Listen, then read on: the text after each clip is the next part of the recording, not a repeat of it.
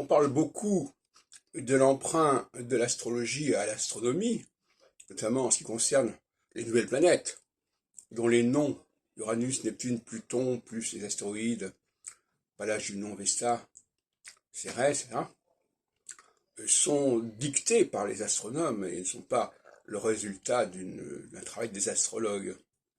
Mais, en réalité, le phénomène a surtout été inverse, ce qu'on ne sait pas suffisamment.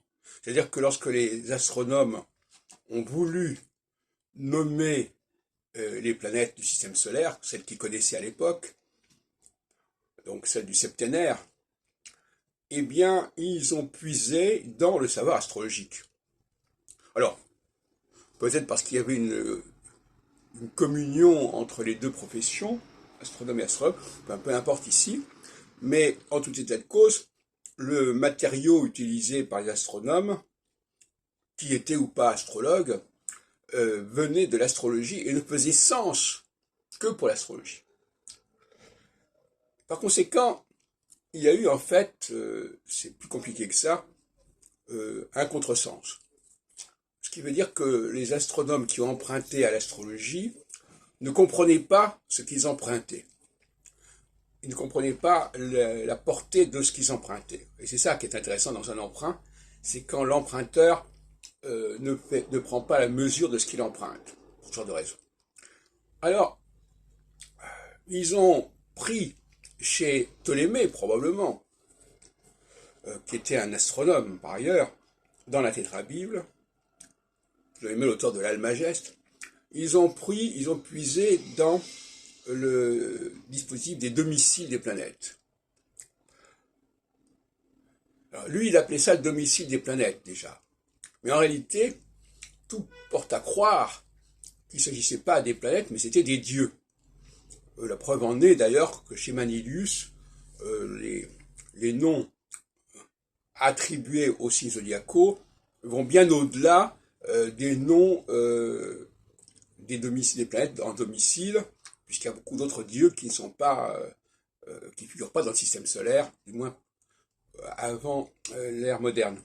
Et ils ont donc, alors il y avait le Soleil et la Lune, bon le Soleil et la Lune, bon, ils savaient ce que c'était, mais ils ont dit, ah bon, puisqu'il y a le Soleil et la Lune, et que par ailleurs on nous parle de Mercure, Vénus, Mars, Jupiter et Saturne, pourquoi ne pas utiliser ces appellations pour désigner les planètes? Alors qu'au départ, ces appellations servaient à désigner les secteurs zodiacaux, la division de l'écliptique. Qu'est-ce que je veux dire par là? Et c'est là la grande erreur, quelque part. En tout cas, l'erreur dont les astrologues sont les victimes depuis des siècles. À savoir qu'on a transformé des formulations qui servaient de significateurs pour les attribuer à des prometteurs. Alors, ceux qui suivent mes émissions depuis quelque temps comprennent ce que j'entends par là. Ça renvoie d'ailleurs à la théorie des directions en astrologie. Il y a toujours un facteur qui est prometteur et qui va se pointer sur un facteur significateur. Alors, je ne développe pas sur ce point. Et donc, ils ont appelé les planètes du nom de significateurs. Ce qui est une absurdité, puisque les planètes sont des prometteurs. Et d'ailleurs, tout simplement parce que les prometteurs ne sont pas porteurs de signification, justement. Leurs significations vont varier selon les significateurs qu'ils vont désigner à un moment donné de leur parcours. Donc on se trouve dans une situation absurde, avec des planètes qui portent le nom de significateurs, alors que les planètes sont faites pour être des curseurs. Alors revenons à Michel Gauquelin, dont j'ai parlé dans une autre vidéo juste avant. Michel Gauquelin se base sur ces attributions planétaires des astronomes, qui sont déjà effectivement dans la Tétrabible. Mais la Tétrabible, c'est déjà un contresens par rapport à des traditions antérieures, il me semble, d'après la logique diachronique. Et il se met en tête, à la fin des années 40, en 48, 49, quand il a une vingtaine d'années, il se met en tête de valider les attributions mythologiques des planètes. Et d'ailleurs, il ne va pas aller au-delà de Saturne, pour toutes sortes de raisons, peu importe.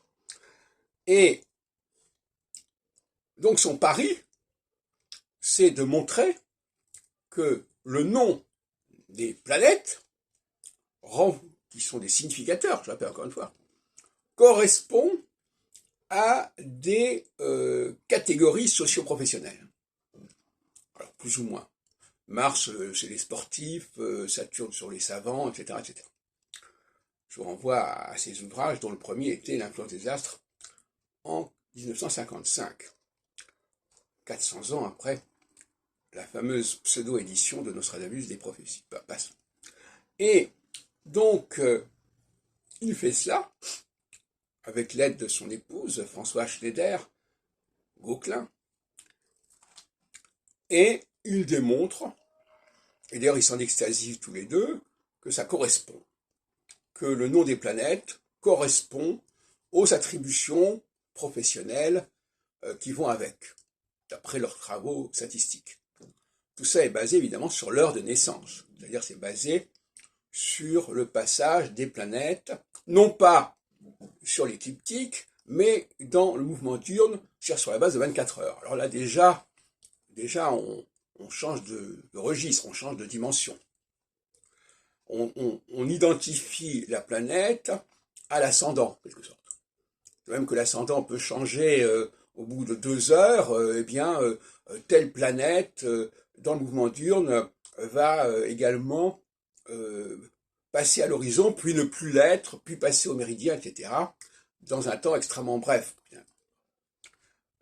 Et d'ailleurs, tout son travail concerne ce qu'on appellerait les secteurs maisons astrologiques, même s'il ne donne pas de signification à ces maisons astrologiques, puisque pour lui, les significations, elles sont liées aux planètes. Bon, c'est une inversion. Et c'est parce que c'est les secteurs qui sont les significateurs, c'est pas les planètes. Les planètes sont des prometteurs. Voilà. Donc, je reviendrai là-dessus dans des textes que je vais mettre en ligne prochainement.